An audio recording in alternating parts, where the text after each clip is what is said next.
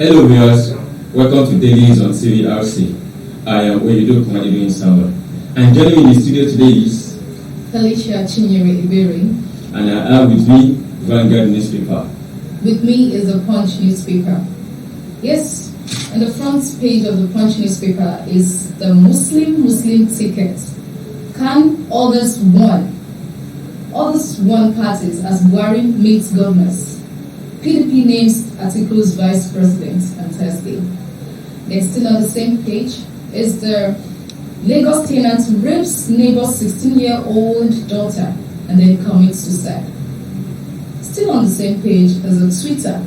Others must delete porn posts within 24 hours by the federal government. Still on the same paper is the education section. We've talked about the strike. We are waiting to hear from federal government, says ASU. Still on the same page is the diesel price may hit 1,500 per litre, 75% filling station closed by marketers. Well, this is actually very devastating. That's which actually caught my attention is the aspect of the Lagos tenant rapes neighbor's 16-year-old daughter and later commits suicide. What can you say about that? Because this is actually very alarming. It's very alarming, and thank you very much. When I read the story this morning, it was heartbreaking. As in, when I read it, I begin to look and begin to wonder what Nigeria is turning to. I don't know that where is this turning to, because I later got to know that demand ran away. But if you look at it, this is a challenge to our parents at homes. Don't just leave your children in the care of those people that you don't know, people that you don't trust. Not even a grown-up girls. We know that even they have been raping 13, 10, 8 years old. Talk less of 16 years old. And look at what it is not a plus to the country, even to Lagos State at its own, because the girl later commits suicide. It's a bad thing. It's a bad thing, and it's a bad signal. It's a bad signal. Exactly. So what can you talk about the ASU strike? Because presently the students are still at home and then nothing is being done about it. It's missing of federal government. So what can you really say about this? Back in the days, there is one slogan that we used to utter when this kind of crisis strike hits the tertiary institutions.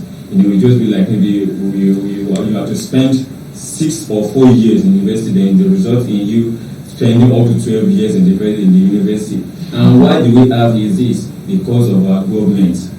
Because of our government. See how far this ASU strike has been has come on ground, and it is yet the federal government are not doing anything concerning it. And we have primary election, they could be able to spend millions of naira on primary elections, on candidates and the rest.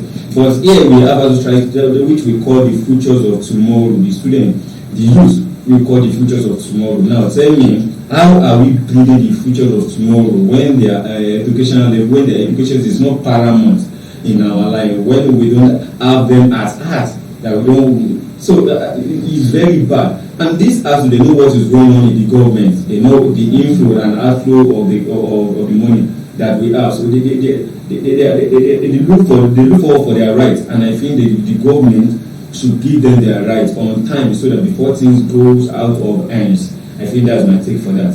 Yes, and here we have Muslim on the same page is the Muslim tickets. Can others once parties as Buhari meets governors, PDP names Atiku vice president? What can you really say for that? Okay, concerning this Muslim tickets is what has been going viral, and it's one of the hottest news outside there. But one thing I want us to know is this: Khan is warning them against the Muslim ticket. But one thing I want you to know is that it is not constitutionalized.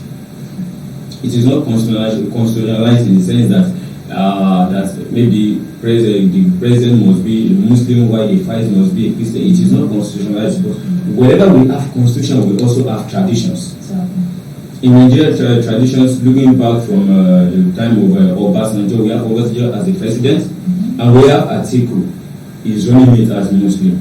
Yeah. We have Yaradua as a Muslim, as a president, and we have Goodluck Jonathan as a vice, which is a Christian. And during the time also we have this tenure that we are in right now.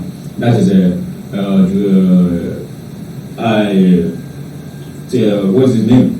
President of this country. We have Buhari as a Muslim, and we have Osibajo as a Christian. So there is constitutions and we have traditions. So when we can't bend constitutions, we bend to what is called the traditions.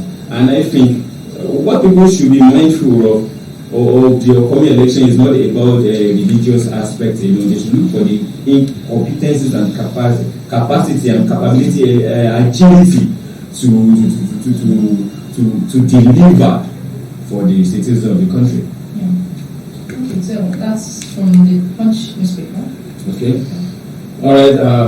And from here, I have with me Vanguard, and in the front page of Vanguard, Governor Poole, don't let me down. Tinubu begs Ekiti people. Don't let me down. Tinubu begs Ekiti people. This one is from entertainment. I don't want a hush romance. I know you will be able to say a lot to that because not there now. Yes. So let me go ahead. Kidnappers demand 50 million to free abducted Catholic priest in Plateau. This is also from the front page of Vanguard. Also, we see this one from coming from Oyetola. Avoid reports that undermines our democracy. Oyetola task journalists.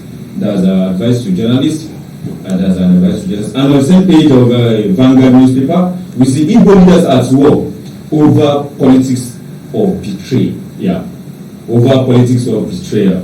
So also Southeast PDP brings back Okowa for vice presidential slots. And on the same page, see train attack victims reunite with families. They count ordeals. Nigeria branch require conversational AR for customer service. Also on the front page of newspaper, we have this also coming from Ibrahim Bello Dauda. It says Muslim tickets. Let's consider character and capacity, says Ibrahim Bello Dauda. And I still have with me on this same page of Vanguard. Benue massacre. We may resort to self-help, says Autumn, that's the governor of Benue State. And this one is coming direct from INEC. Women and youth can determine winners of 2023 poll election if they form alliance. If they form alliance, so I think we should start from there. Women, youth can determine winners of 2023 polls. So this one, the INEC is trying to tell us that women and youth make 75% of registered voter. The Independent National Electoral Commission, INEC, has said women and youth form over 75% of registered voters in Nigeria, and INEC is now urging them to form alliance. What's your say to that? Well, to me, I feel it's another way to raise up a lot of what they call commitments. Yes. Because this is our team. Because if we don't vote them, at the same time we should expect what we don't expect unexpected. So it's actually a way to advise or encourage youths out there, especially the youths, because they're little to what our parents, especially the mothers, can do to what the youths can do. It's a way to encourage them and to actually see a way at which this the election can only be forthcoming. You understand? So it's a way of encouragement. So it actually goes a long way. All right, thank you. This also caught my attention because I've been looking forward for this kind of reports from our governors and presidents for a very long time. But this one is coming from Benue, from Governor of Benue. We're talking about Benue massacre. We may resort to self-help, says Otto. Says even Nigeria's law allow for self-defense. Nigerian law allow for self-defense. In the state of insecurity of this country right now, I don't know if these can be passed to law or not, into constitutions or not. But this one is now giving us an insight of the law that even the laws allow self-defense. do you think that we should bend the constitution to this, or we the citizens of the country, due to the insecurity in the state, should we bend to what Odom has just said? Well, he has his own view, because left to me, before he pins it down to self-defense. Okay. Let's just assume the government has failed us, because in that point, if we know that we are actually working, we are one Nigerians, the government should, the government should really speak on our behalf. It's more today, it has been so alarming. So if he can actually, for him as a governor, should say such statements. Because if you ask any Nigerian out there, they'll tell you, please, Oga, give me gun, may I go? Mas, give me I heard some jazz, let me say, do it. Okay. May I also retaliate? Because it's not really encouraging when we always, from now and then, keep calling on our government to intercede in these cases. And then for a government to say, the governor should say such thing, then it's just something that our government has actually failed us. So, to me, if it's on that point, on that level, then the fear, that threat, we are already posting back that threat. Yes, that's what I'm really looking forward for you to say, that it means that in the state, in the security level, the governments are afraid the citizens of the country in a way that the government itself cannot protect the life and properties of the citizens again. Yes, that's good for that. Okay, let's go to this also. Kidnappers demand 50 million to free adopted Catholic priests in Plateau. Yeah, the side I want you to come into from is this: are we not encouraging these kidnappers, these abductors, by paying their ransom? Because without this money they are demanding for, do you think they can live without paying the ransom? Well, to me, I feel it still boils down to the government itself. It's a failed system. It's actually obvious, a failed system, because on the norm, if you say should we encourage them, or shouldn't we encourage them? Because first of all, the victim here, or the subject here, is an individual. Yeah. So it's also a life, a precious life that needs to be saved. So if you say we should not encourage them by paying them ransom, it actually leads to a very strong chaos, by the person being killed. Understand? So there's a way you can go around it. Okay, so let's call it a court between, just for 30 seconds. This one is coming from a 50 years old woman. I don't want a hush romance. I don't know what this implies. Yeah, well, it depends on what they define their relationship to be. Okay. So they want to, it's personal. So I feel it's just personal things. You don't want a hush, they may need it cool. So I feel that's how it's meant to be. Okay. And that's also romance, and it's whatsoever you want. Thank you, viewers at home. This is where we draw the curtain today on Dailies on TVRC. Thank you very much. Do join us next time. Same station. Don't go.